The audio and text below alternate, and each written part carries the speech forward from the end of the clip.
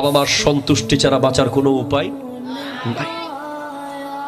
বাপ মা যদি খারাপ হয়, বাপ মা যদি গুনাহগার হয়, বাপ মা যদি দুশ্চরিত্রবান হয়, আপনার জন্য উনি বলি দুনিয়ার জন্য খারাপ হতে পারে। একটু আগে একজন আমাকে বলতেছিল যে উনি ওনার মায়ের অসুস্থতার কারণে উনি রাত 10টার পরে কোথাও যান না। আমি ওনাকে বললাম, আপনি প্রতিদিন জান্নাতে 1 ইঞ্চি 1 ইঞ্চি জায়গা কিনে নিচ্ছেন। আরেকজন বলল যে উনি ওনার আব্বার একটা ওষুধ উনি ছাড়া অন্য কেউ দিলে হয় না। আমি নিশ্চিত করে বললাম যে আপনি সেই ব্যক্তি যে প্রতিদিন জান্নাতের রাস্তাকে আরো কাছে নিয়ে আসতেছেন।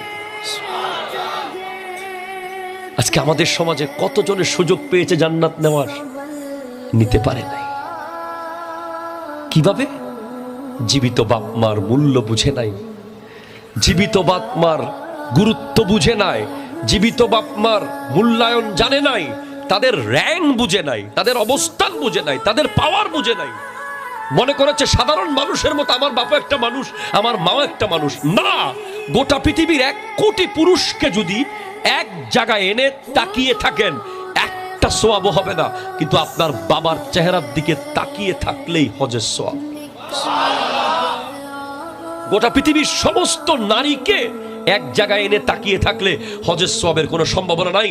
আপনার চেহারাটা মায়ের চেহারা হতে হবে। যাদের